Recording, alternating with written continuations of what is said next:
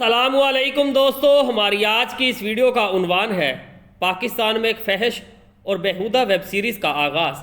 کیا پاکستانی کلچر ایسا ہے؟ آخر یہ یہودی لوبی چاہتی کیا ہے؟ دوستو، اسلام ایک ایسا مذہب ہے جس نے عورتوں کو حقوق دیے۔ ظہور اسلام سے قبل بچیوں کو زندہ درگور کر دیتے تھے۔ جس کے ہاں بیٹی پیدا ہوتی اس پر طعنے کستے۔ عورت کو نہ تو جائیداد میں سے کوئی حصہ ملتا تھا۔ اسلام نے عورت کو بلند مقام دیا اور عورتوں کے حقوق متعین کیے۔ نہ جانے آج کے یہ لبرل، سیکولر اور موم بتی مافیا کون سے عورتوں کے حقوق کی بات کر رہے ہیں۔ ایک عورت کو بھائی، بیٹے، باپ اور شوہر سے بیزار کرنے کے لیے کیا کیا کچھ نہیں کر رہے۔ اسی چیز کو لے کر پاکستان میں بھی ایک ویب سیریز شروع کی گئی جس کا نام چڑیل ہے، مگر اسے انڈیا کے پلیٹ فارم ZEE5 سے نشر کیا گیا۔ اس ویب سیریز کی کہانی 4 عورتوں پر مشتمل ہے۔ اس سیریز کے ڈائریکٹر اور رائٹر عاصم عباسی ہیں۔ اس کی کاسٹ میں یسرا رضوی، ثروت گیلانی، نمرا بچا، مہر بانو۔ عاصم عباسی کی اس سیریز میں عورتوں کی امپاورمنٹ اور عورتوں کے حقوق کے لیے لڑنے والی NGOs کے بارے میں بتایا گیا ہے۔ یہ سیریز 4 عورتوں کی لائف آف سیلف ڈسکوری کے بارے میں بھی بتاتی ہے۔ ثروت گیلانی، جو کہ سارا کا کردار ادا کر رہی ہیں، پیشے کے اعتبار سے ایک وکیل ہے جو کہ ایک ہنسی خوشی زندگی گزار رہی ہوتی ہے، مگر پھر اسے اپنے شوہر کے کچھ غیر اخلاقی میسیجز کے بارے میں پتہ چلتا ہے۔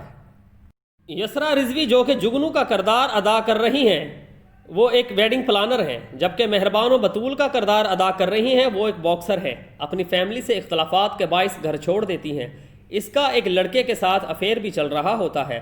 ویب سیریز میں یہ بھی دکھایا گیا ہے کہ یہ لڑکی اپنے بوائے فرینڈ کے ساتھ فزیکل ریلیشن میں بھی ہے۔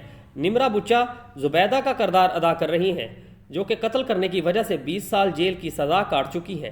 اس سیریز کا مقصد عورتوں کو حقوق کے نام پر بے حیا بنانا ہے، جو کہ ایک مخصوص طبقہ اس کوشش میں لگا ہوا ہے۔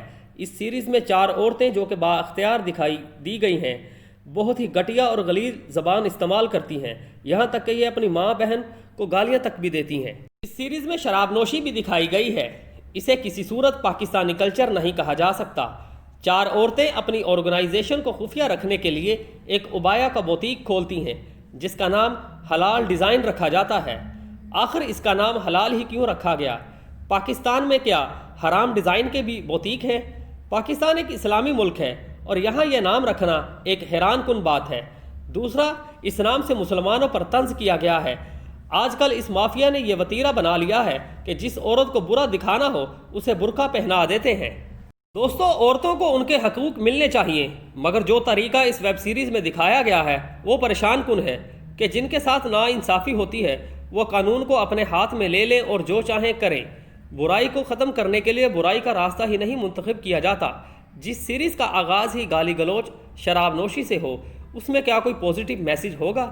اسی حلال بوتیک کے ایک پوسٹر پر لکھا ہے کہ مردوں اور پالتو کتوں کا داخلہ بوتیک میں منع ہے، مطلب ان فیمنسٹ کی نظر میں مرد ایک جانوروں کے برابر ہے۔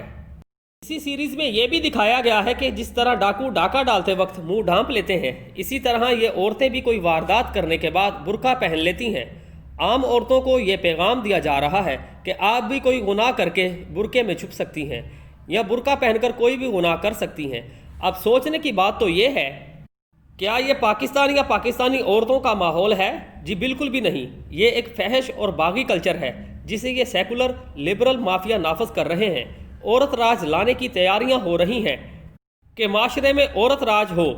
دوستو، امید کرتا ہوں آپ کو آج کی ویڈیو پسند آئی ہوگی۔